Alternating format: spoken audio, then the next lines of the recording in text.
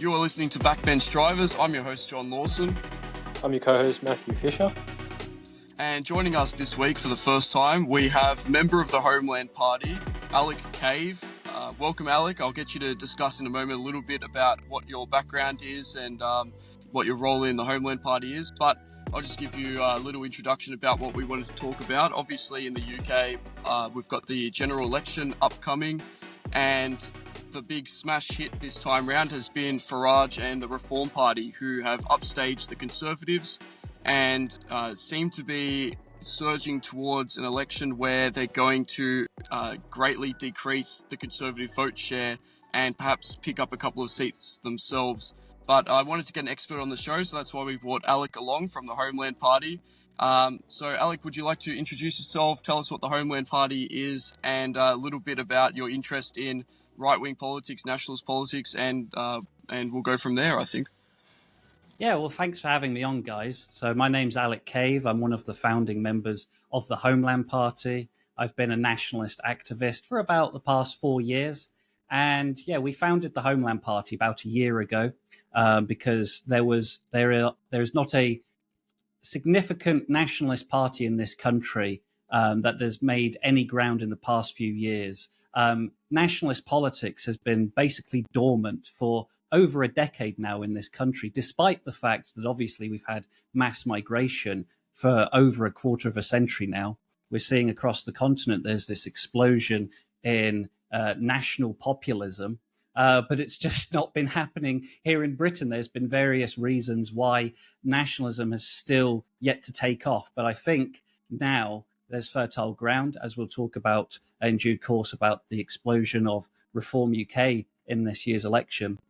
So yeah, the Homeland Party is a nationalist party that cares about, obviously, preserving our national heritage, our demographics. We oppose mass migration, and we also want to defend traditional values and culture. The thing that sets the Homeland Party apart is, one, that we promote sensible nationalism, sensible messaging, nothing ridiculous, beyond the pale, or politics which is repugnant to ordinary members of the public. But also, because we have a first past the post voting political system, it does create a lot of difficulties when it comes to trying to get a party off the ground and be successful electorally, which is why we have a community politics approach. And the benefits of that are, one, that you just cut through all of the media smears, which often get leveled at nationalists, all of these stereotypes and all of this imagery that's thrown around, all of these labels. So you cut through that when you actually get immersed in your community and people get to know you as a person and not a caricature. But secondly, because of the way the voting system works, you are voted to be a representative of an area. You're not voted to represent the whole country, or at least that's not how it's supposed to work. But of course, in reality, there's so many factors at play on someone's mind when they go into a voting booth. So that's why we promote community politics, because we genuinely believe this is the way to get electoral success for nationalism in Great Britain. Now, considering the Tories have been in government for so long, why is there a need for a right-wing party like yourselves in Britain? So the Tory party is not actually a conservative party at all. It's conservative in name only over the many, many decades, but it's so blindingly obvious over the past 14 years they've been in power that they do not conserve anything whatsoever about this country. What happened was we had what was called the New Labour regime in the early 2000s, which profoundly changed the culture of this country with the various new laws that they introduced. It really cemented political correctness into the culture. And what happened was the leader of the Conservatives that then won after people got sick of Labour in the early 2010s decided, actually what I'm going to do is I'm going to emulate my opposition, the left-wing Labour Party, and outdo them. So he came in and he started introducing things like gay marriage. They'd be talking about all of these socially progressive causes. So the right-wing Conservative Party decided to out-left its left-wing opposition. But of course, that's not particularly popular with voters. Most voters are, conservative by nature, naturally. So, and ordinary people don't want mass migration. So they told people that we're going to get mass migration down because it was extremely high at the time. And they did. What happened was not only did they not fulfill this promise, but in recent years, it's gone the opposite way, and they've actually given us the highest rate of immigration ever. So they have completely betrayed the country, betrayed their voter base, and so they are not a Conservative Party whatsoever. And they've been lying to the public for so many years now. And unfortunately, people just kept giving them a mandate, crossing their fingers. Hopefully, they'll sort themselves out and actually follow through with their promises. Now people have seen, actually, no, this party is just completely rotten. They are just outright liars. In fact, they're making things worse. And it's gotten to a breaking point now where we're seeing a mass exodus. Nobody is voting for the Conservative Party. And it's finally looking like things might actually change in this country, where we won't just have the Labour and Tory duopoly just in perpetuity. Now we've actually got the Reform UK could potentially replace the Tories, which is a fantastic thing, because believe me, it has been so demoralizing in this country to have this system where it just feels like we get these zombie parties in constantly, and all they do is just manage our decline. Do you believe that Nigel Farage's Reform UK party is going to be a genuine answer to this Tory betrayal, or are they going to be more of the same? I know that Farage, he originated from the establishment, but do you think that he's meaningfully different today? Well, it all depends on what you want out of politics. Obviously, I'm a nationalist, so my politics is fairly radical in contrast to what we currently have. Obviously, I'm opposed to mass immigration. I think diversity is disastrous. It leads to all kinds of problems like poor social cohesion, lack of trust, increased crime. It causes all kinds of unfair economic penalties that it imposes on working people. So Farage has said, he wants to get immigration down. He has been known as an anti-mass migration figure for the past decade or two. So in that sense, he is different because he promises to have what is their policy that they've only introduced in the past half year, which is net zero immigration, which on the face of it is fantastic. We're not going to be getting what we have been getting over the past couple of years, which is over 500,000 immigrants a year under the Tories. So in that light, that is significantly better. But obviously, we've had mass migration for the past quarter of a century, and it's caused considerable social damage. And obviously, one of the main concerns is just demography of the country. Now that we've got such a diverse society and such a pluralistic society, if you just stop migration tomorrow, okay, you're not making the situation worse, but you've still got a fundamental societal social problem. And we want to reverse the damaging effects. So we actually want to reverse this and encourage many migrants to go back to their lands of ancestral origin. And that's where Reform aren't substantially different from the establishment, in that they're not saying that they want to reverse mass migration. They're not wanting to say that they want to reverse the demographic transformation. And if you're thinking super long term about things, that's what has to happen. And that's why many people are rightly skeptical of Reform as to, we won't get as much decline. It will stop things getting worse. But how much will they improve things? Well, that's up for debate. This sort of lackluster response from Reform definitely leaves room for the Homeland Party and yourself. Do you see that the smashing of the Tories at the, what do you guys have? Is it the federal level or at the national level? Do you see that trickling down to the local level where you guys can contest various seats? Yeah, so we have a first past the post system, which means you get your representatives voted based on their area. It's not proportional representation. So, a party could be quite popular in the polls, like get 25% of the vote, but that doesn't necessarily translate, unfortunately, into 25% of the seats in the parliament. So first past the post can cause these distortions where actually the will of the people is not actually reflected in parliament. And this has been very demoralizing, incredibly demoralizing for British people, because it makes it so difficult for new parties to emerge, and it's made our politics stagnant, and it's made people feel utterly hopeless, like we're just going to be in this endless decline forevermore, and we literally can't get out of it. But something has happened this year, and like I said earlier, it has reached breaking point where finally people are starting to refuse to give their vote. One of the tricks of the regime was always, well, if you vote for this party, if you don't vote for us, you'll get the other party in. That was always the gimmick, right?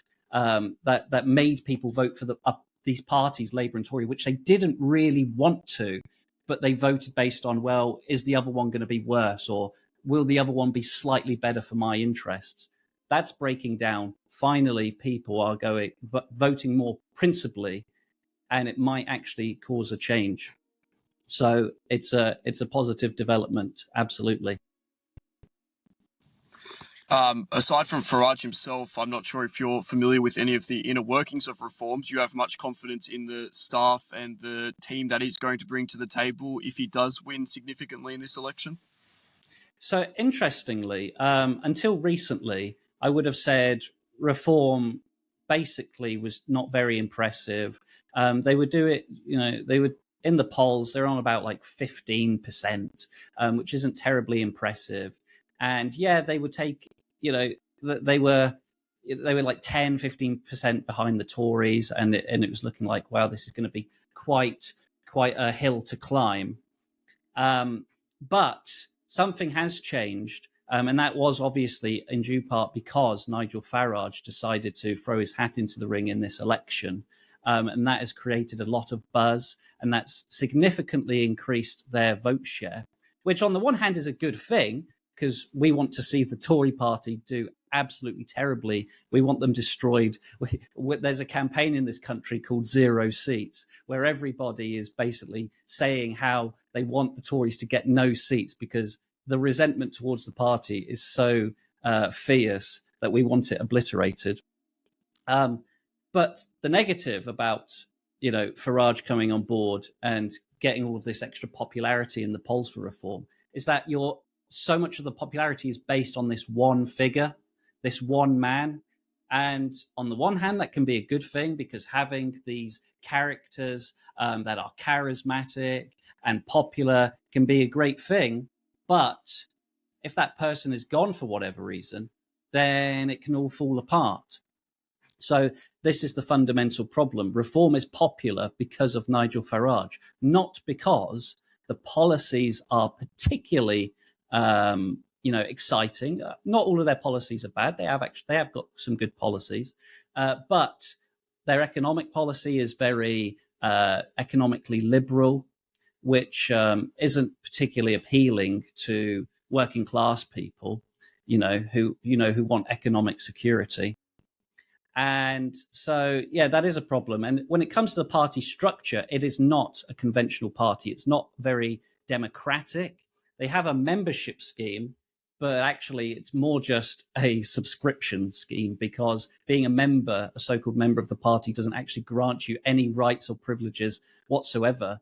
The party is run basically as a dictatorship from the top down, which has its benefits, but has its drawbacks. The benefits is that you get tight control over messaging and whatnot.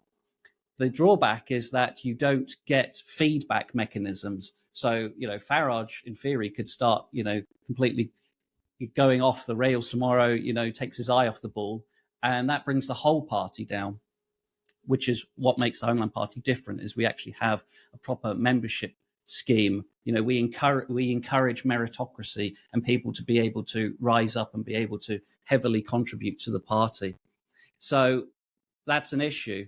It's not democratic, and this is why reform don't do successfully at a local level. They're popular nationally, but that's an issue with first past the post. So again, they're having this problem where they don't have any local councillors, and in this election they might not even get many MPs, and that's because they don't do community politics. So that's a somewhat of an overview of the positives and drawbacks of how that party is run. It may sound a little traitorous, I suppose, but would the Homeland Party ever consider using its local network to help bolster the party? Considering I think we can all agree it would be a significant improvement upon the Tories, even if it isn't perfect. Yeah, of course, strategy is very important. I am very happy to see that Reform are doing so well, not because I have complete faith that the Reform Party is the answer to solve all the issues in this country, but obviously they are destroying the Conservative Party, which has been the main obstacle to this party getting better, because you're always going to have a leftist party, which in this country is the Labour Party. You're always going to have those. So what you want is obviously a muscular right-wing Conservative party to be able to, stop these liberal progressives from implementing all of their terrible policies and ruining the country. But the Tories haven't done that. They have not been sufficient. They have been traitorous. They've lied. And like I said earlier, they've actually tried to outdo the left-wing party, the nominally left-wing party in this country. So that's why they have to die. And if Reform is going to do that, that's fantastic. We've had in this country a real issue of people voting tribally and intergenerationally, which has kept Labour and Tory going for so long. That has needed to break down, because without that breakdown of people just habitually voting for these same parties, nothing will change. So now that we've got a situation where the oldest political party in the world, the Conservative Party, which is nearly 2 centuries old, the fact that finally they might be kicked out of their comfortable position and might completely disintegrate, who knows? That's a fantastic thing. Absolutely. So I'm happy to see that Reform are doing so well. I don't think that they're the answer to everything, but it's all about changing people's voting habits. Plus, they've said they may well introduce a proportional representation voting system, which would obviously be huge for us. So there's many reasons to be optimistic about them doing well if you're a nationalist. And I think that's a great touching point for maybe shifting into the next topic, the proportional voting system. This has been the cause, many say, of the rise of the right within the rest of Europe. Do you see that as being something that could potentially come to the UK? And maybe you could just touch on some of the factors that are currently holding the UK back from seeing similar results. I mean, you're undergoing the same illegal immigration catastrophe that is unfolding across all of Europe. You've got migrant boats and so forth. You also have the legal migration problem of shifting demographics. Yet there doesn't seem to have been, not since the BNP, any significant organised pushback, unlike across the rest of Europe. Maybe you could touch on what makes the UK different, why it isn't experiencing that, and what the opportunities proportional voting opens up. Yeah, so there's been 3 main reasons why Britain seemingly is behind Europe, seems to be the sick man of Europe when it comes to having a national populist movement take off. Firstly, it's because we had Brexit in 2016, and the ramifications of that and the political issues that it caused went on for years. It took over half a decade of politics in our country just sorting out Brexit, because there was so much arguing and tug of war going on about, well, how are we going to implement Brexit and what does it mean and blah, blah. And it just caused so much political crisis that wasn't dealt with until 2019. So that took a lot of focus in this country away from the fact that we've got mass migration and stuff like that. Then you also just have the fact that we have a first past the post voting system, which, as I said, makes it so difficult for new movements and new parties to take off and take power. And thirdly, as you said, we've not had a proper nationalist party in this country for the past decade. It's been fairly dormant at a grassroots level, and that's only just starting to change. So those are the three reasons why we've not had a proper nationalist movement emerge in this country. But there's fertile ground. Brexit is over and done with. Reform, if they do well, we could see proportional representation coming to this country. And now that you've got the Homeland Party, we are starting to have serious, sensible nationalist politics, starting to take off in this country. So it's taken a while, but finally things are starting to look up for the people of Britain, I think. Yeah, I hope that's the case. Maybe you could touch on a little bit. Do you, as a member of the Homeland Party, or does the Homeland Party officially have any relationship with the various other nationalist parties across Europe? Yes, so we actually go out of our way to establish connections with other nationalist parties. We have an international relations officer. We've got our conference coming up in a few months' time, and we will have an international speaker from another nationalist party coming to speak for us. So we do make an effort to reach out and network with other nationalists on the continent. Yeah, maybe this can be where Irish and English come together. I saw recently in the European election, the Irish National Party, they managed to get one of their candidates elected. I think, I don't know if it was only one or maybe there was another one at the local level as well. And hopefully with the rise of Homeland, we can see the unity, forming between the two rivals there. But going on from that, what do you see as the roadmap for Homeland developing into a party that can run candidates at higher levels? Presumably, you don't want to remain a local nationalist party forever. Eventually, you want to start contesting at higher levels. Absolutely. It's going to take time. It's not going to be quick. It's not going to be easy. It's going to take work and it's going to take time. So it's not going to look like we have any, provided we still have first past the post, like we have a real shot at, say, a general election campaign for at least a decade, I'm afraid to say. But that's just how it is.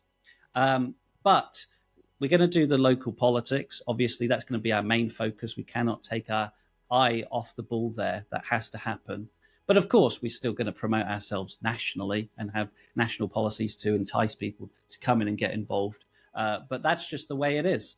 We have to keep chipping away at the community politics. It's literally the only option. There is no other way, I'm afraid. So we're going to keep doing that. We're going to keep taking ground at a local level. We're going to be establishing people in their local areas, which will then set them up to have a good shot at being able to sway voters in the voting booth when it comes to national elections. We absolutely do have ambitions to be a national party, nationally successful party, but we have to stick to our guns and stick with our strategy. Yeah, well, by rooting your candidates in their local electorates and making them, I suppose, ingratiated and popular among the voters, it's sort of replicating at a smaller scale what Farage has done. He's got this charismatic, persona. He's well known, I imagine, all throughout the UK, and everyone sort of knows what he's about. He's got his own personal brand, really, and that's doing wonders for him and it's doing wonders for reform. So I think it's definitely something that you guys are rightly pursuing at the lower levels in local government. But I'll throw over to Matthew. I know he had some follow-up questions to ask. So what kind of aspects of the British voter base do you see as the most promising? Is it younger voters? Is it winning over the older voters that were Tory voters? Can you just speak a bit to that, please? Yeah, so demographically, it's quite complicated. So older voters, obviously, we had the Second World War, right? And that had profound effects on the political and cultural life of European countries. We've had this liberal, progressive politics since the Second World War. with all of its different narratives and myths. So a lot of older voters are very much caught up in so many myths about the Second World War, and they've been, pummeled with so many dogmas about, British values, which includes like tolerance, and you've had all of this anti-racism, anti-sexism. We've had sexual liberation, we've had mass immigration. So many things, and all of this stuff, puts a certain mental block on just how far older people, such as boomers, how they think about politics. They have quite a narrow view of politics. They have faith in their, the democratic institutions, and whatnot. Whereas younger people who have had it pretty bad, because, for example, we've had mass migration, they now can't afford a home. The economy is just absolutely dire. Everything is so expensive. The culture is just completely demoralizing and rotten. You've got all of this LGBT propaganda. So, our people are completely just, bombarded with just, sexual messaging all the time, and all of these perverse and unhealthy, things like gender ideology. Then you've got all of this white guilt induced by all of this so-called anti-racism dogma around, which is more actually just anti-white propaganda, dressed up as this virtuous thing about wanting to promote equality. And this has made young people extremely demoralized and disenfranchised with the system. So young people are more open to more radical political ideas. They're more open to not believing all of this dogma about, oh, we live in a free society, because really we don't. Oh, we live in a democracy. Well, time and time again, we see how the policy of government does not actually reflect the will of the people. Because they've had to go through things like school with all of this LGBT stuff, and obviously having to be immersed with all of these, immigrants that have been imposed on us. They're going to be so much more radical and open-minded to radical politics than, I'm afraid, the older people that are kind of set in their ways. And this causes a bit of friction, because the Homeland Party, for example, we're a nationalist party. We want to push the boat out. We want to be radical. But that can be quite difficult and off-putting for older people that have a certain set of values and vision of the country. But it can be quite appealing to the youth who feel like their society is completely broken. They can't get ahead. It's demoralizing. So they're more open to radical ideas.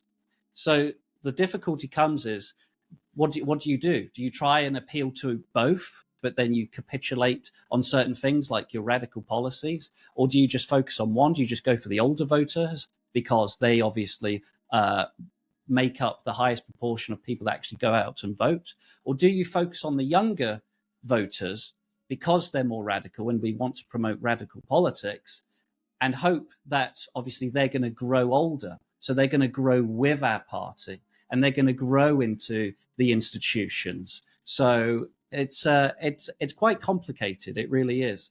I lean on the side of, we need to be appealing to young people. We're not going to win anytime soon. It's going to take time. So I lean towards, we need to focus on getting the youth interested and getting that youth energy, and getting their ideas. I think that is the way forward. Yeah, I think that's the correct approach as well, as we've seen across Europe recently in the European elections. The right-wing parties, these hard right parties, have been successful because of how much of the vote share they can get for the 16 to 24-year-olds. If you look at Germany, the AfD were the tied largest party in the young demographic. And this is only going to grow as they become older, mature more, experience the problems of mass migration, of this LGBT indoctrination more and more into their lives. They start having children. And it's only going to grow and blossom more all across Europe, in Britain, Australia. And so I think it is the right approach. Anything to add to that, John? Yeah, only that when you get the youth involved, then you start to get, I think, a more creative, lively, energetic movement, which I think in the end ends up attracting any of the older people that are interested in our side of politics. I think, all older people, they love to see younger people getting involved in their interests, and what can be more important than getting involved in the future of their country. So I think that it's not really a dichotomy at all. It's something that you really just have to, I think, allow a culture of freedom for younger people to grow within the party, and that will naturally manifest itself in organic cultures being developed, and also from that, more voters buying in and also becoming members of the party. I don't think it has to be a competition in any way whatsoever. But that's my perspective from not having run a political party in any shape or form. But what I don't know, is that what you see, Alec? I get that impression from looking back at from older documentaries of the BNP, even, where they definitely had a sort of a rowdy, lively youth contingent that would show up to the camps and the meetings and other activities. And you can also see that in Germany. You recently had that chant, the Ausländer Ross chant, which I don't think was in any way planned. It's just something that spontaneously happened and spread throughout the culture because it's funny and it's fun, and it was embraced by the party over there, the AfD party. Yeah, so the difficulty I was talking about when it comes to the young versus old is more when it comes to electorally, getting votes, because obviously older people and younger people have completely different circumstances and interests when it comes to obviously what they're looking for in a political party and its policies. But you're absolutely right. When it comes to running the party, you need younger and older people. One of the great things about the Homeland Party is it has so many young members. We've got loads of young people involved, which give it that dynamism and energy. But we have got older people running it, which gives you that experience, that restraint, and that wisdom, to help keep it a well-rounded operation, so that there's discipline, so that it's coherent and organized. So that's one of the advantages of the Homeland Party. It's not just all old people, neither is it all just naive young people. It's the mix of the two. And one of the problems with the Reform Party is that it's run mostly by older people and was also only attracted older people. That's changed slightly now that Nigel Farage has come on the scene. We actually have seen this kind of surge in youth interest, but for quite a while it was ran by old people and only appealed to old people. And you need to try and appeal to both, and you certainly need to have young people involved. But the thing is, Farage is going to be very hesitant to let young people involved, because obviously young people might be more impulsive, prone to making certain mistakes. And also, I think Farage is smart enough to understand that the young are going to be more radical, and he likes to maintain the control of the narrative. He doesn't want to let things get too edgy or push things too far. So he's going to be very hesitant to allow, for example, at the moment there's a campaign to have a youth wing of Reform. We'll see how, whether that manifests or not. But I know that Farage will be very hesitant to allow such a thing to happen.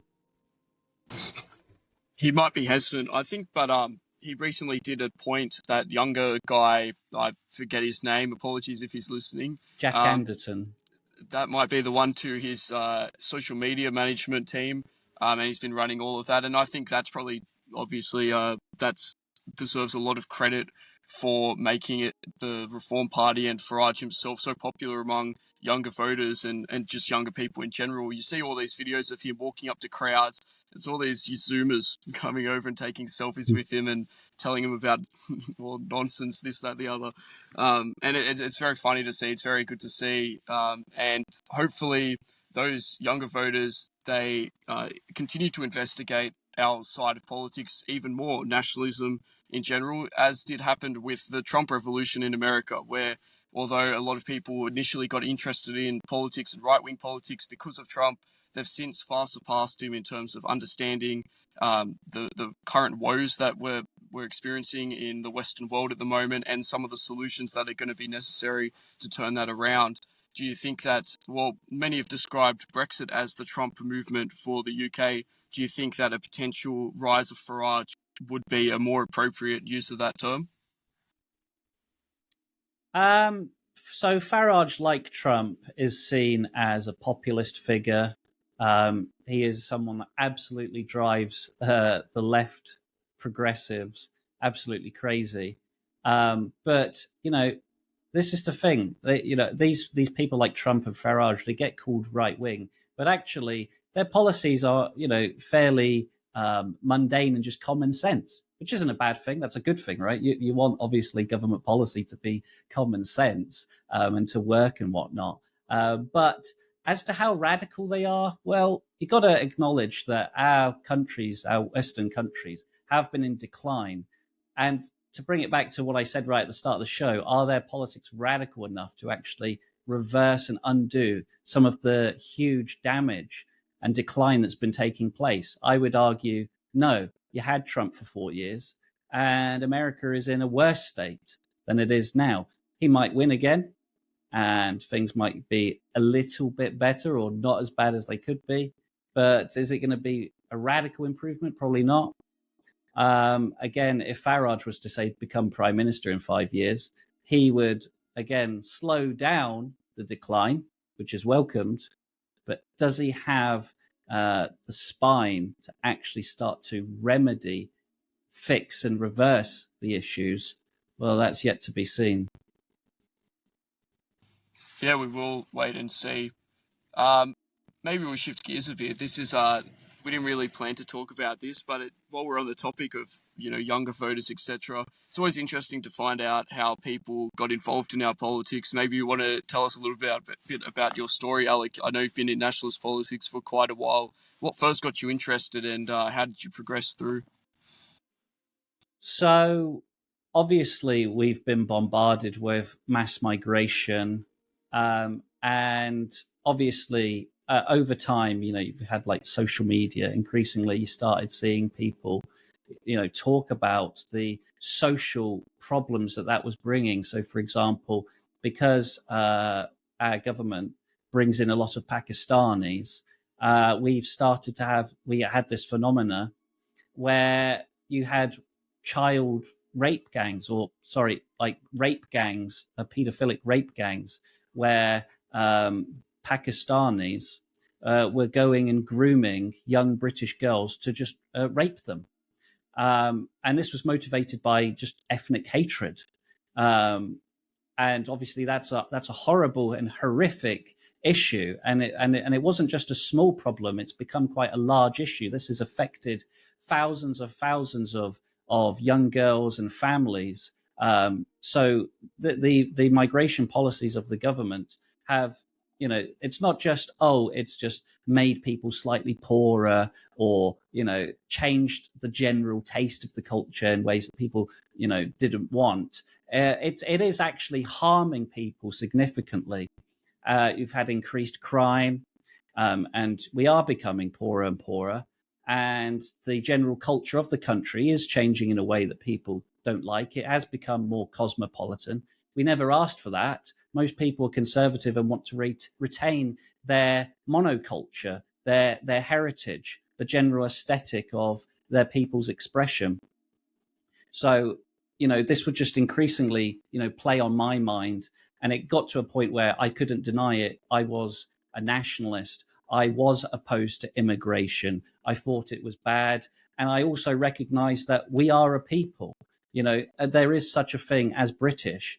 You have all of these progressives that try and deconstruct who we are and say anybody can be British. We all come from immigrants originally. So if a native English person, for example, complains about immigration from sub-Saharan Africa or the Middle East, well, actually, we should just shut up, and we're just being bigoted and racist because we all come originally centuries ago from Northern European immigrants that would have come to Great Britain. I didn't realize you guys also had to listen to that argument as well. I thought that was only for us colonized countries. So I didn't realize that they did that back in the UK. Surely everyone can recognize that you guys are the native Britons, right? But no, I guess not. Well, no, because this is the thing. The politically correct culture and the dogma has been to change our origin story. So, like I said, because immigrants centuries ago, European ones, I'll add, came to Britain and obviously went on to become the British people. So you had like the Anglos and the Saxons come together to obviously create the English nation, and you had Celts as well, Scotland and Wales. The left then used this argument of, oh, well, we're all just a melting pot of immigrants anyway, so we should have no issue from people from the rest of the world coming in en masse. And yeah, so they try and extinguish this idea that there is such thing as a native population. Most people understand that there is, but they're too scared to say that because they're so browbeaten and demoralized because they're constantly told, if you don't accept that anybody can be British, then you're a racist, you're a bigot, and you're potentially a dangerous person. This is the culture we live in.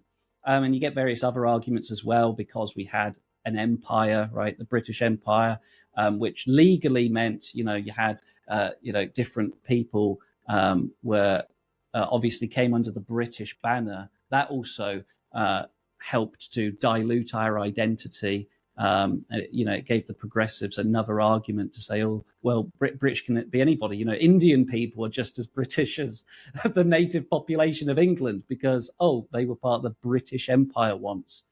So, yeah, it won't just be countries like Australia. All European countries in their own way are being subjected to the same thing, but in slightly different ways. In the United States, for example, it's often been remarked upon with all the different arguments, right? Because Irish were a diaspora people, they have to accept in migrants because they went to other countries as migrants. Because Australia and Canada were founded by colonists who came from Britain and weren't originally from those continents.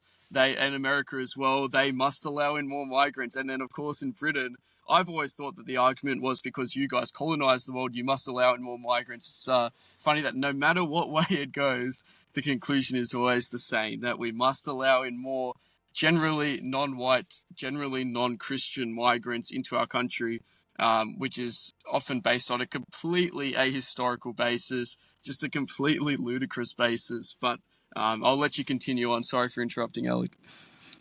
Yeah, as you've pointed out, it's the same outcome, but they tweak the narrative for every unique nation because every nation's history is slightly different. But it's always the same outcome, as you say, that we all have to accept non-European immigration into our countries, despite the fact that we don't want it.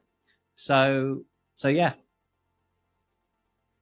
And then how did that actually get you from, obviously you understood the ideology, to actually getting involved in politics? That's usually a very big leap for people. What made you decide, no, I'm actually going to get involved and do something about it, rather than just knowing the facts or thinking about it or talking about it maybe with a small circle of friends? Well, it's always your conscience, isn't it, when you get involved in politics? At least if you're getting in politics for the right reasons, of course. There's many of people that get into politics for a career or to make money, or they, just for fame, right? So they don't actually have many principles or even a worldview or anything. They just want to be in politics.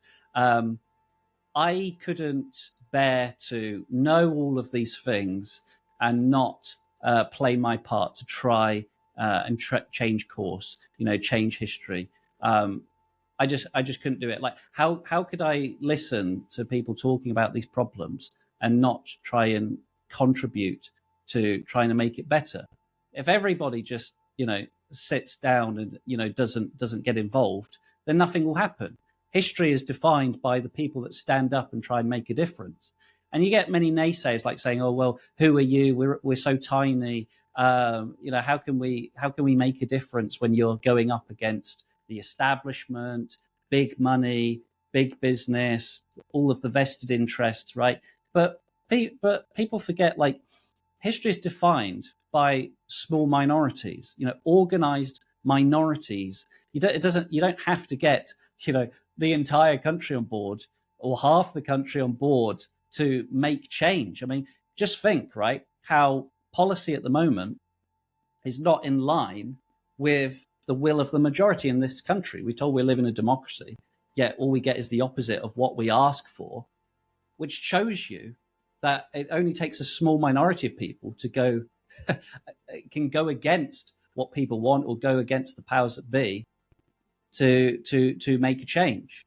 And we want to do that in reverse, rather than being, a small minority, like, a small amount of politicians in government making policy against the will of the people. We want to be an organized minority of people that promote policy and create a cultural change in line with what is good for our people. So that's my message of optimism, is that you can make a difference if you stand up. And that's ultimately why I got involved, because I could not live with myself knowing what I know and not contributing in my own small way. Yeah, and obviously massive commendations for doing that. You're, I assume, taking a lot of risk, putting your face and name out there. Any nationalist who does that obviously cops a lot of slings and arrows from the enemy. So it's really a very heroic thing what you're doing, and we wish you the best of luck in that regard. Matthew, I'll throw over to you. Did you have any questions that you wanted to follow up? Yeah, just lastly, we've the big undercurrent of this whole discussion was the upcoming destruction of the Tory party at the election. How do you see the party reacting going forward? Is it something where they go back, they have a rethink, they put new policies to the people? Is it the same business as usual? I think what's happened, because you had David Cameron try to out-left the Labour Party in the 2010s, some of the things he did was, for example, to diversify the party, right? So get more women in, get more non-white people in. And of course, we know that when you have a policy of diversity hiring, you're not promoting people based on merit. So there's a lot of people in the Conservative Party who, frankly, should not be there. They are not particularly competent people. They're not good politicians. So they've got that competency crisis there because they went down that road. There's just so many people in the party that are left-wingers. So they genuinely, even though it doesn't line up with in reality, because most people want to vote for conservative politics, conservative policies, they when they do badly, they think the reason we did badly is because we weren't left-wing enough, we weren't progressive enough, we weren't liberal enough. So, and I mean, you would think the fact that they're doing so poorly right now would, be a wake-up call to them. It would shake them up to be like, oh no, actually, look, Nigel Farage is doing really well. We actually have to lurch to the right. But I think the party has become so rotten. It's out of steam. And I don't think they can come back from this because they've damaged their reputation so badly. Sorry about that. Thought that was on mute. They've damaged their reputation so badly. And because it's a first past the post system, if reform come in and genuinely replace them, it's going to be extremely difficult for them to ever take their place back as one of the two main parties. And that's why people are hoping this will cause the destruction of the Conservative Party, not just, oh, now they're going to be the third party. Because in Britain at the moment, being the third party means nothing. You have no say. You're not the official opposition. You have barely any say on policy. And it's difficult to get into government again. So hopefully this will just cause them to absolutely disintegrate. And that's what most people want to see. So I don't think they can come back from this. Farage's reform is going to change the status quo and hopefully make it more fertile ground for even more, right-wing, radical, nationalist politics, for example, that the Homeland Party offers, to also start to gain ground in this country. And the Tories will never lurch to our kind of politics. In fact, their role in the system over the past century has been to keep people like us at bay, to keep us shut out. So I think there's no way back for them, which is, very, very promising for British people. Yeah, hopefully they do end up fulfilling the campaign and they do get down to 0 seats. It would be very I think it'd be a great development for you guys, and hopefully it sends shockwaves around the rest of the Anglosphere as well. I'd love to see the fear of God be put into the Liberal Party, the Liberal National Coalition Party over here in Australia. They have been, I think, probably, if not in line with your Tory party, if not worse, in terms of how far they've forfeited and how far they've flung to the left, the result of the shifting culture and shifting political dynamics over time. So hopefully this scares them enough that either it's a wake up call or it inspires someone to attempt something similar to what Farage is doing. We have had our own similar sort of attempts before in the past. Corey Bernardi comes to mind. He tried to break away from the Liberals and form the Australian Conservative Party, but to not much success, unfortunately. He just didn't have the national figure he wasn't the national figure that Farage was, and he didn't have the charisma that Farage has in order to pull it off. He certainly didn't have the dress sense. So hopefully either we do find another national figure who's willing to step up. I can't think of anyone off the top of my head. Maybe Spanion the rapper. That's pretty much it. No, Jim's bowling. Jim Penman, please save us. Apart from that, I can't think of anyone that's at like a Farage or a Trump level who could actually step in and say, I will lead us to victory. Instead, we're probably going to be stuck with the Liberal Party for a little while longer. But nonetheless, hopefully we do see, even from across the ditch all the way over in the UK, we do see a victory in the war against the Tories somewhere in the world. It would be good to see, I think. Matthew, have you got anything to add? No, I just want to let Alec have a chance to plug all of his stuff where people at home can find a Homeland Party if they want to support. Yeah, well, obviously I'm part of the Homeland Party, so make sure to find us on X @_Homeland Party. And of course, check out our website where you can read about our worldview and our policies. That's at homelandparty.org.